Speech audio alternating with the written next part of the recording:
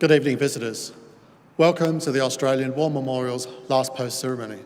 My name is Craig Burrell, and joining us today from the Australian Army is Colonel Frank Colley. Animals have been used in war and on operations throughout Australia's military history, serving as pack animals, transport, messengers, protectors, mascots and companions. They have played an important part in all wars in which Australians have been involved. During the First World War, 136,000 Australian horses were sent overseas to perform various duties. Only one horse returned to Australia, Sandy. He was General Bridges' favourite horse. While the donkey made famous by Simpson on Gallipoli to carry wounded men to medical aid is perhaps the best known example of a beast of burden, mules were in constant demand to carry supplies to the front line. The Camel Corps was formed in the early years of the First World War, and by late 1917, the Desert Mounted Corps had some 6,000 camels in service. Also during the First World War, many Australians brought animals home to the training camps in Egypt. Since then, a selection of dogs, cats, goats, possums, rams, eagles, monkeys, turtles, and many more have acted as formal or informal mascots for Australian units. The homing ability and navigational skills of carrier pigeons saw them used during the First and Second World Wars, and some are even awarded medals of gallantry. Working dogs were used by the Royal Australian Engineers in 1918, with sappers handling messenger dogs in the trenches of France. Search dogs were used from 1944 after the raising of the first Australian dog platoon. Mine detection and scout dogs were used in Korea and Vietnam, and explosive detection dogs have been used to counter the threat of improvised explosive devices in Afghanistan. Today, on the National Day for War Animals in Australia, we commemorate the deeds and sacrifices of animals in war. We welcome the veterans who have served, those that are still serving, and the families that love and support them. We warmly welcome the Royal Australian Navy Warrant Officer Leadership Course who are in attendance this evening. We acknowledge the members of RSL and Services Clubs Association, RSL Victoria and RSL Queensland who are watching the broadcast of this ceremony across Australia. During this evening's ceremony, wreaths will be laid at the base of the pool of reflection by visitors to the memorial. If you are able, please stand and join in singing the national anthem.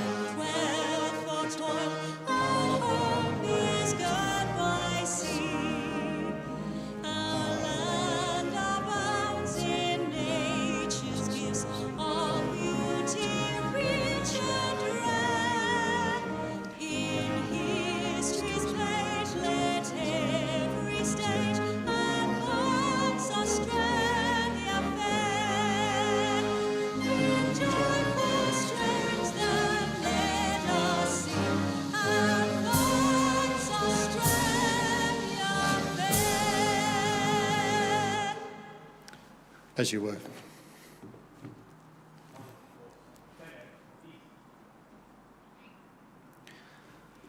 The Australian War Memorial was the vision of Charles Bean, Australia's First World War official historian. Bean landed with the Australian troops on Gallipoli and stayed with them at the front through to the end of the war. The idea of this national memorial and museum came to him at Pozières, France, in the depths of the bloody fighting of 1916. Bean's idea was that this would be a place where families and friends could mourn their loved ones buried in faraway places. It would also be a place that could help all Australians understand what these men and women had endured and what they had done for us. Bean's vision, to which we remain true, is best expressed as inscribed in the entrance to the memorial's galleries. Here is their spirit, in the hearts of the land they loved, and here we guard the record which they themselves made. Tonight, we will read the story behind just one of those on the Roll of Honour, which lists the names of more than 102,000 men and women who have given their lives for us in war and on operations for more than a century. But first, we present a lament, Flowers of the Forest. Wreaths or floral tributes will now be laid at the base of the pool of reflection.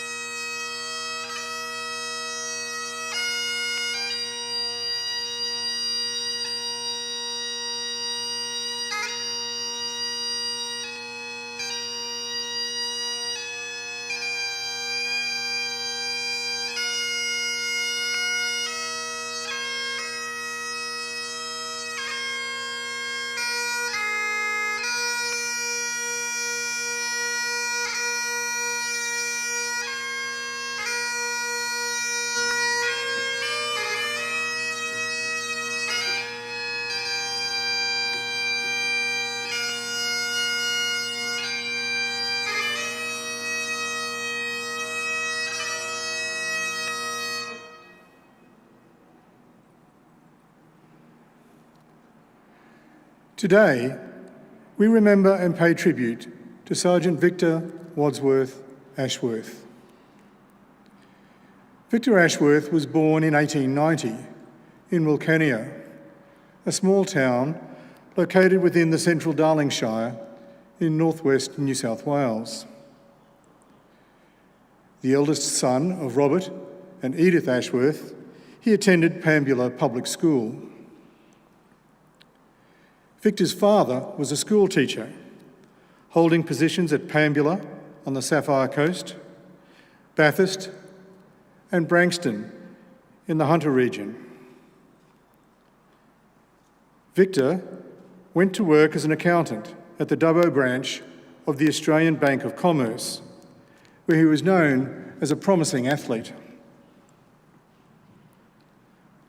On the 11th of September 1914, Victor Ashworth enlisted in the Australian Imperial Force and was allotted to the 6th Light Horse Regiment.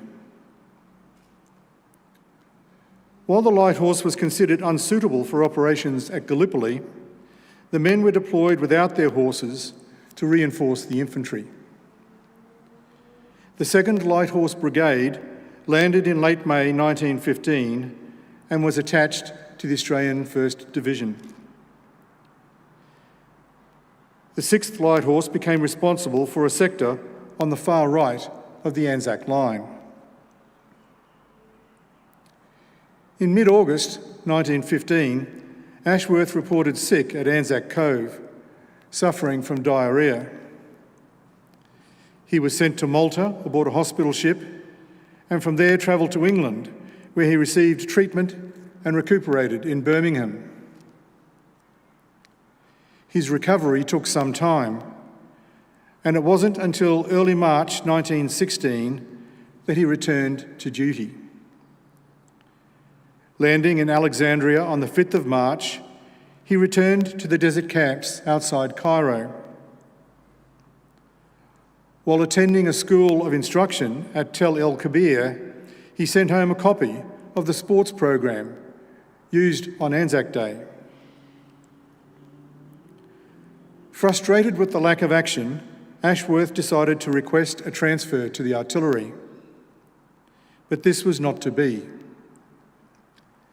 In July, he was made temporary sergeant on the 1st of the month, and in September and October continued to attend the School of Instruction at Zaytoun.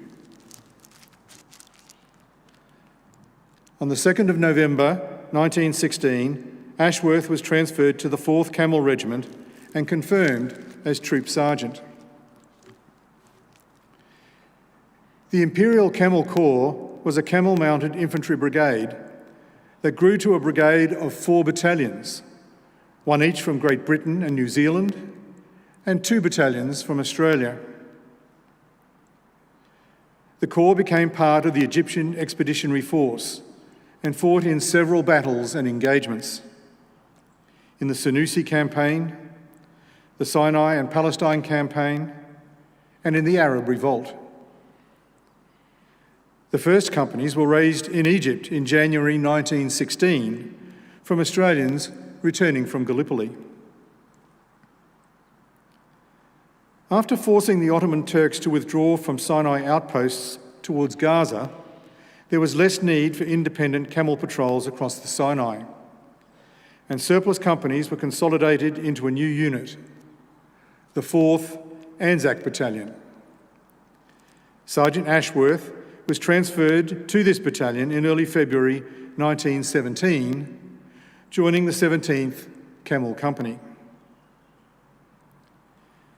German-led Ottoman Army units had been pushed out of the area, but a series of victories were followed by defeat in the first and second battles of Gaza in southern Palestine. After a period of stalemate in southern Palestine from April to October 1917, Beersheba was captured in an Australian-led victory featuring the famous Lice Horse Charge.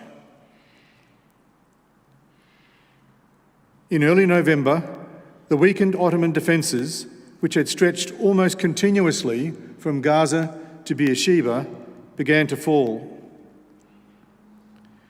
To create a gap wide enough for the desert-mounted corps to advance into the Ottoman rear and cut the enemy's lines of retreat, Haria and Sheria had to be captured. Ashworth's unit was temporarily attached to the desert-mounted corps in order to attack this part of the line. An English soldier described the preparations for battle. All bustle and hustle with the military. Natives rounded up with their donkeys and camels, all bedraggled, their usual appearance. Camels unshaved and carrying stone jars of water in slings. Military police on horseback at work on the populace. Red Cross cars parked after their activity with the human scraps. Armoured cars cleaning their guns. Transport dashing about over the heaps of mounds of fodder. Camels with vanities. Aeroplanes flying low over the place. Wrecked pumping station at work. Cavalry details passing and repassing. The attack began on the 6th of November with a surprise attack. While Ottoman defences had been built to resist attack from the south and had proved to be impenetrable from this direction, the surprise attack took place from the east, followed by a main attack from the southeast. The defenders put up a brave fight, but the trench system defending Harira and Sheria railway stations was captured and the Ottoman defences began to fail. As news of the fall of Gaza arrived, forces advanced north through the ruined city of Sharia in what was described as the grand finale of the Turks' Great Gaza to Beersheba line. Sergeant Victor Ashworth would not take part in the celebrations.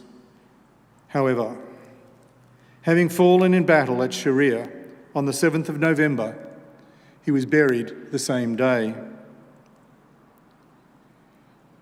He was 27 years old. Survived by his sister Enid and brothers Athol, who returned to Australia in 1918, having served with the 1st Light Horse Regiment and been awarded a military medal, and Lee, who served with the 9th Battalion and returned to Australia early in 1916. Victor Ashworth's remains were later reinterred at Beersheba Military Cemetery, where they lie under the inscription chosen by his grieving family. Dear lad, to live in the hearts you left behind is not to die. His name is listed on the Roll of Honour on my right, among almost 62,000 Australians who died while serving in the First World War. A photograph of his headstone is displayed today beside the pool of reflection. This is but one of the many stories of service and sacrifice told here at the Australian War Memorial. We now remember Sergeant Victor Wadsworth Ashworth, who gave his life for us, for our freedoms, and in the hope of a better world.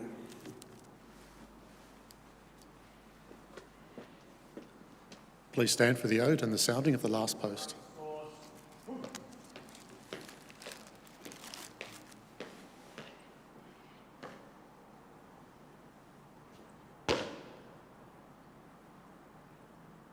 They shall grow not old, as we that are left grow old. Age shall not weary them, nor the years condemn. At the going down of the sun, and in the morning, we will remember them.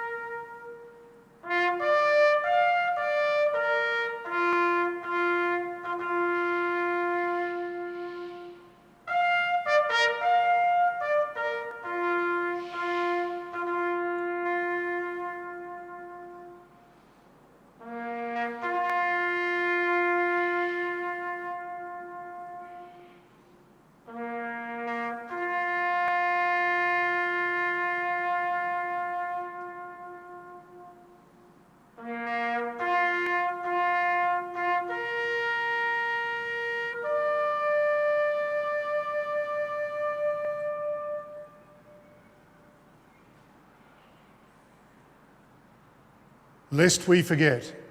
Lest we forget.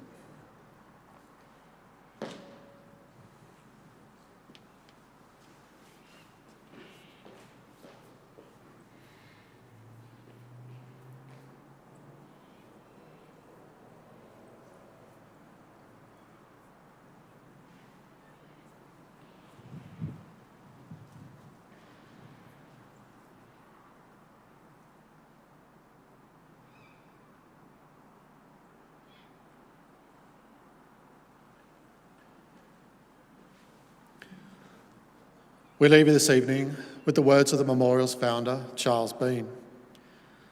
Many man lying out there at Poziere or in the low scrub at Gallipoli with his poor, tired senses barely working through the fever of his brain, has thought in his last moments, well, it's over. But in Australia, they will be proud of this. Ladies and gentlemen, that concludes the last post ceremony. We thank you for visiting the Australian War Memorial, and we wish you all a very good evening.